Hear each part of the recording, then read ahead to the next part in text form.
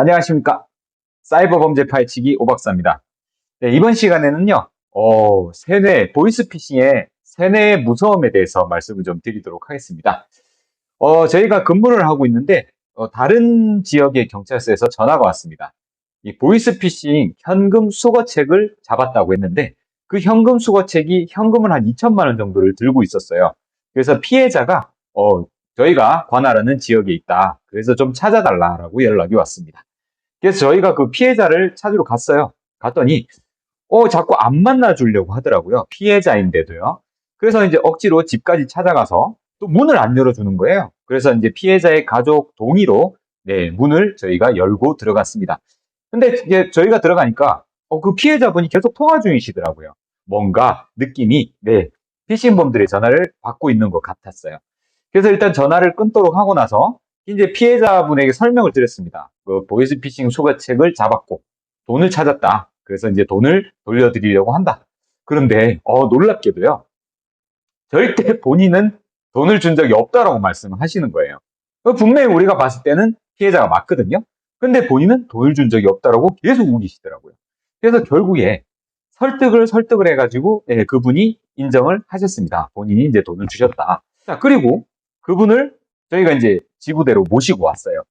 지구대로 모시고 와서 약간 이제 진술도 받고 돈 보낸 내역도 확인을 하는데 본인이 돈을 주신 거에 대해서 얼마를 줬다 뭐 이런 것들을 말씀 못 하시고 정말 그 와중에 또 전화가 한 통 걸려오더라고요. 근데 그분이 전화를 받아요. 저희들 앞에서. 경찰관이 눈앞에 있는데도 전화를 받고 피싱범인 게 이거 피싱범인데도 경찰관 앞에서 오히려 피싱범 말을 믿더라고요. 정말 놀랍지 않습니까? 그러면서 또 돈을 자꾸 뭔가 보내주려고 하는 거예요. 그래서 저희가 일단 계속 만류를 했습니다. 그래서 이거 안 되겠다 싶어서 경찰서로 모시고 갔고, 그리고 이제 가족분도 와서 이제 협조를 좀 부탁을 드렸습니다. 업무 이제 말려달라고요. 자, 이게 그분이요. 분명히 경찰관이 뭐 범인을 잡았고 돈을 회수를 했다고 하는데도 불구하고 왜 자꾸 그 피싱범들의 전화를 네, 그 사람들의 말을 믿을까요? 도대체 왜 이런 일이 있었을까요? 그분 내용은요, 본인 보험회사에서 전화가 온 거예요. 보험회사에서 전화가 와서 대출을 받으신 게 있었는데, 뭐, 기존 대출을 상환하고 한 1년이 안 돼서 대출을 아마 받으셨나 봐요. 그래서 이게 1년 이내에 대출을 받게 되면 약정 위반이다. 그래서 위약금을 내야 된다. 네, 위약금이 한 몇백만 원, 이렇게 내야 된다라고 이제 속인 겁니다. 그래서 그 대출을 다시 네, 상환해라. 그리고 위약금과 같이 상환을 하면 자기들이 그 일이 해결되면 다시 돈을 돌려주겠다. 이런 내용의 피싱이었습니다. 그리고 그분이요. 네, 2천만 원이 아니고요. 알고 봤더니 며칠 전부터 한 일주일 동안 전화를 계속 받으시면서 거의 7천만 원 가량의 돈을 보내셨어요. 네, 얼마나 놀라운 일입니까? 자, 여러분. 보이스피싱 전화를 받으신 분들은요, 이런 진짜 세뇌를 너무 심하게 당하셔가지고, 아무리 경찰관이 말려도 들으려고 하지 않는 분들이 많아요. 예전에 TV에 도시경찰이라고 하는 프로그램이 있었는데, 그 프로그램에서도 경찰관이 만류하는데 경찰을 뿌리치고 돈을 전달하러 가는 장면이 있었거든요. 왜 이분들은 이렇게 세뇌가 돼서 경찰의 말을 믿지 않는 걸까요?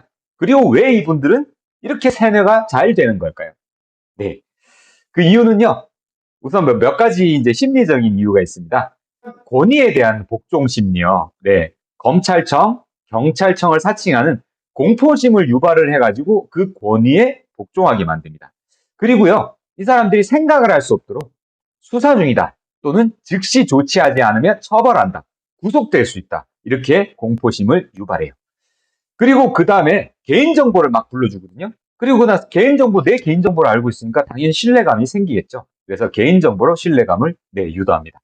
그리고 매일 전화해요. 하루에도 수십 번씩 전화해서 반복적으로 세뇌를 시킵니다. 그러면 이제 피로가 누적돼서 이 본인 정신을 차릴 수가 없는 거겠죠. 그래서 이제 그대로 끌려가는 거예요. 그리고 만약에 최근에 큰 스트레스를 받은 상황이 있다면 그것 또한 그 세뇌 당하기에 아주 좋은 상황이기도 합니다. 자, 여러분, 그러면 우리가 어떻게 하면 이런 세뇌에 당하지 않을까요? 네, 결국에는 그런 전화를 받게 되면요, 한 템포 쉬는 게 가장 중요합니다. 그리고 경찰청, 검찰청에서는요, 개인정보를 절대 요구하지 않아요. 뭐 주민등록증을 요구하거나 어플을 깔아라 또는 돈을 어떻게 보내라.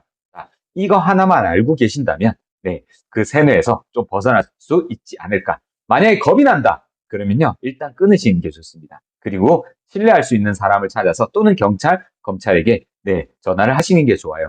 만약에 여러분의 휴대전화에 어플이 깔려 있을 수도 있으니까 주변에 있는 분들의 전화기로 네, 신고를 해주시는 게 더 좋을 것 같습니다. 자, 여러분, 오늘은요, 세뇌의 무서움에 대해서 말씀을 좀 드렸습니다. 네, 다음 시간에 또 뵙도록 하겠습니다. 네, 감사합니다. 오박사였습니다.